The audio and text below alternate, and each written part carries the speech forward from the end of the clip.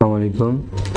Today I will be recording another chapter of Sufi tales. So let's have a look at this chapter. It's chapter number 6.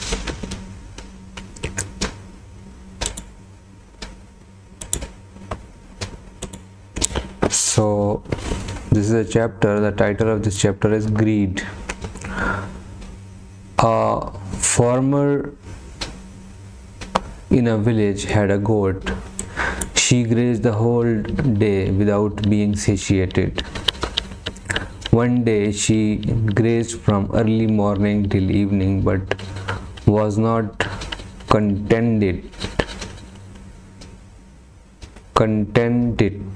due to her being inflicted with polyphagia. In the evening she found that the door of the farmer's residence is open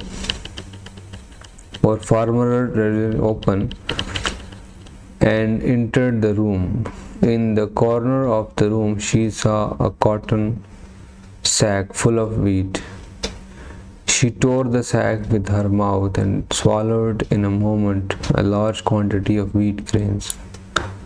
A long day grazing, followed by swallowing of huge quantity of grain, caused her to suffer from bloating. As she came out of the room in a dizzy condition and fell down in the country yard, her belly was swollen and a kind of foam was spilling from her mouth. When the farmer saw this, he was worried and rushed to provide with the medical treatment. His efforts, however, ended up in vain, as the goat had already knocked on the door of a nearby slaughterhouse. Farmer is a person, goat is a greedy self. The outcome of the swollen belly is the outcome of greed. Slaughterhouse is untoward end of life. So let's have a look at this graphic. In this graphic, this guy is a farmer, and these are the wheat sacks, and this is the goat, this is her belly, and this is the white substance coming out of her mouth after consuming that too much. So bloating and all this. So it's a good story. It is actually telling us the reality of life, how some people are driven by the selfish self and they are trapped by the self. Not by the self, but actually this fake, there are some things in our human experience that are like the greed for the power, for consumption, for eating, and all these other traits. They are poisonous and they are killing. Not only that, they are killing themselves, but they are killing us as well. So any obsession, like eating a certain food, if we are driven by the taste, so our buds, the taste buds, will always want more and more and more. So we will never be satiated. But once our body is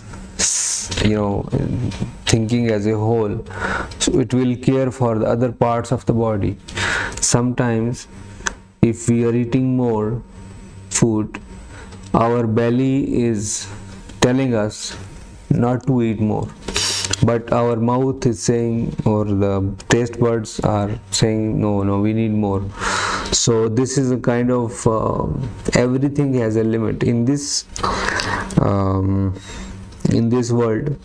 Everything has a limit, whether it is apparently this how to say this thing, that these inner things, like these jealousy and this greed and miserliness and all these things, they are invisible, but they have effect on our body as well. So the greed in the goat was invisible, but it was driving her, that she grazed all the time, all day long. And when she entered, when she saw that door is open, and she tore open that sack of wheat, and she tried to swallow swallowed it. She was already satiated, but she did not realize. So she was trying to consume more than her portion, more than her due portion.